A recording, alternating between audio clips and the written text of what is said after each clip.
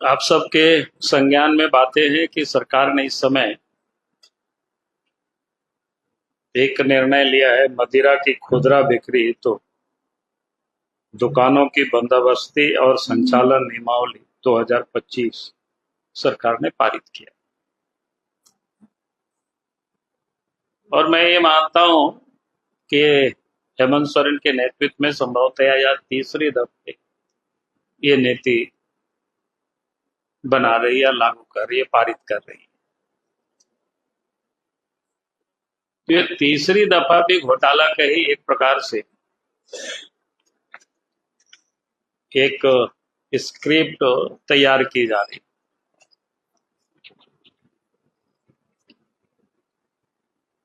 क्योंकि इसमें जिस प्रकार से उन्होंने प्रावधान किया है नीलामी का, एक तो यूनिट और एक यूनिट में 1 से 4 दुकानें तक हो सकती है, इस प्रकार के ऐसा अखबारों में छापा है, काफी सब लोगों ने छापा है। तो इस प्रकार के कोई एक व्यक्ति या एक समूह अर्थात कोई कंपनी अधिकतम 12 यूनिट तक वो ले सकते हैं। अगर इस हिसाब से आप जोड़ेंगे तो फिर कुल मिलाकर के ध्यान में आता है कि भाई कुछ लोगों को लाभ पहुंचाने के लिए, उपकृत करने के लिए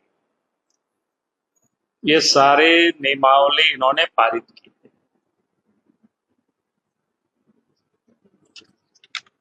आप सबके जानकारी के लिए हमने, जानकारी नहीं, आप सबको जानकारी है, सिर्फ मैं स्मरण दिलाना चाहता हूं।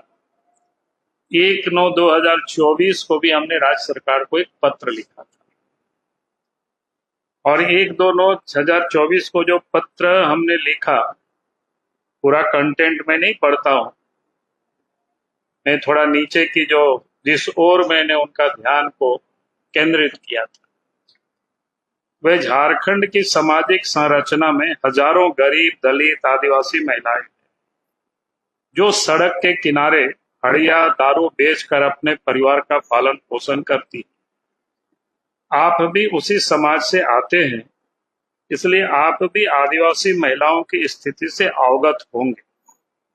ऐसे में मेरा आपसे निवेदन है कि जिस प्रकार केंद्र सरकार पेट्रोल पंप और गैस एजेंसी के लाइसेंस निर्गत करने में दलितों, आदिवासियों, महिलाओं, दिव्यांगों और सेना से सेवानिवृत्त जवानों को प्राथमिकता देती है, उसी प्रकार राज्य सरकार भी देशी विदेशी शराब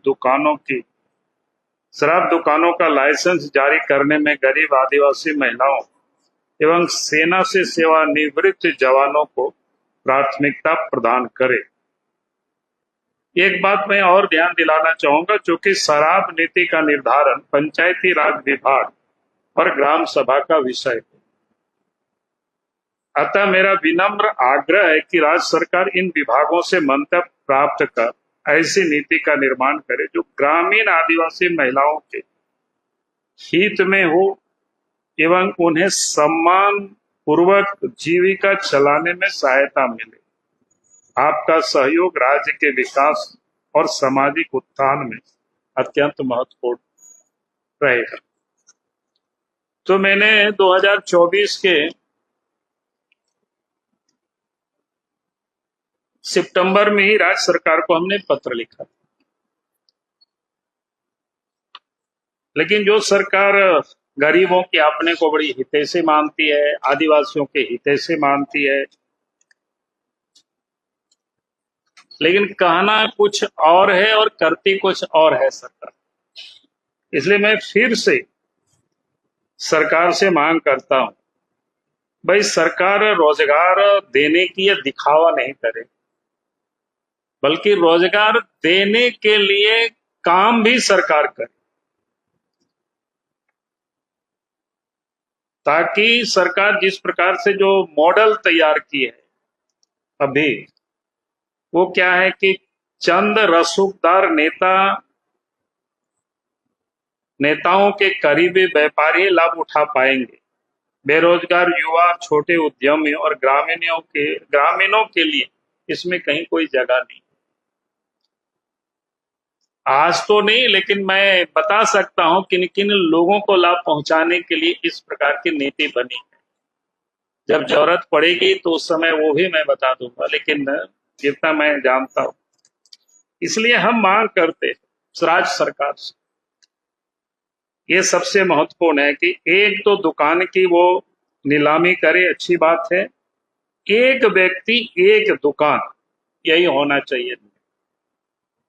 इसमें कोई कंप्रोमाइज नहीं होना चाहिए। अगर वास्तव में राज्य सरकार चाहती है यहाँ के लोगों को रोजगार मिले, तो एक व्यक्ति या परिवार के लिए एक दुकान की नीति लागू हो, ताकि शराब व्यापार में भी समान अवसर और पारदर्शिता लाई जाए।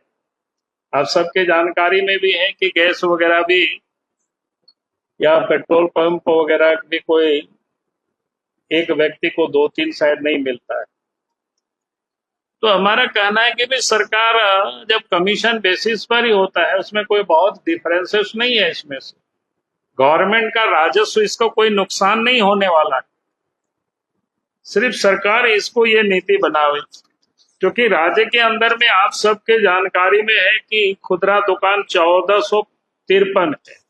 आगे बढ़ भी सकता है सरकार की, जैसे अखबारों में मैंने देखा है संकल्प को। तो एक व्यक्ति एक दुकान, यही नियम होना चाहिए। दूसरा, हमने कहा कि जो व्यक्ति लाइसेंस ले वही दुकान भी चलाओ। ऐसा नहीं है कि हमारे पास पैसा है, हमने 50 दुकान ले लिया और हमने सब जगह व्यापार कर रहे हैं, तो इसका कोई मतलब नहीं। सरकार को यह सुनिश्चित करना चाहिए भाई एक लाइसेंस उन्हीं को दे जो दुकान चलाता हो या उनके परिवार के लोग चलाता हो। इतना तक तो चलेगा कि भाई परिवार के लोग चलाते भी हैं, लेकिन ये नहीं कि भाई बाबूलाल मारंडी किसी के नाम से लिया 10 और चला रहा है, तो मैं समझता हूं ये बिल्कुल अपराध है और ये नहीं होने देना चाहिए सरकार को। इसलिए हमने कहा कि जो लाइसेंस ले वही दुकान भी चलावे। आगे मैंने कहा कि दुकान संचालन में परिवार की प्रत्यक्ष उपस्थिति अनिवार्य हो। ये उसी से जुड़ा हुआ संबंध है। यानी आप दुकान चलाते हैं अपने नाम से और कोई और चला रहा है, यानी प्रत्यक्ष उसके परिवार के लोग चला। अगर बाप के नाम से है तो बेटा बैठ सकता है, पत्नी बैठ सकता है, पत्नी के नाम से पति बैठ सकता है, बेटा बैठ सकता है, ये सब चलेगा जो जितना होता है परिवार के सदस्य के रूप में। तो यानी वही लोग संचालन करे, दुकान में मौजूदगी वो दिखाई पड़े। फिर हमने कहा कि भाई अधिसूचित जो क्षेत्र है झारखंड में, जिसको क्या कहते हैं एरिया, शेड्यूल एरिया, तो शेड्यूल एरिया में आबादी के प्रोपोर्शनेट एसटी को ही दुकानें मिलना चाहिए, आबादी के प्रोपोर्शनेट। ये सरकार को सुनिश्चित करना चाहिए। और उसके बाद ग्रामीण क्षेत्रों में जो महिलाएं दारू हड़िया सब सड़कों पर बेचती है, महिलाओं को उसमें प्राथमिकता मिलनी चाहिए। तो ये पूरे विषय है ताकि इस का उद्देश्य राजस्व के साथ साथ रोजगार भी होना चाहिए, ताकि कहीं कोई घोटाला नहीं हो सके, इसकी सरकार को देखना चाहिए।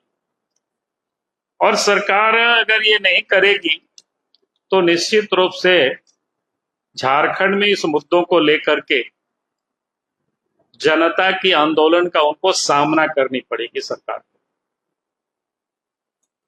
क्योंकि ये मामला कोई छोटी मोटी नहीं है, मामला बड़ी मामला है। और इसलिए मैंने पहले भी सरकार को पत्र लिखा था और आज मैं आप सबके माध्यम से सरकार के संज्ञान में ये सारे बातों को हमें लाना था। इसलिए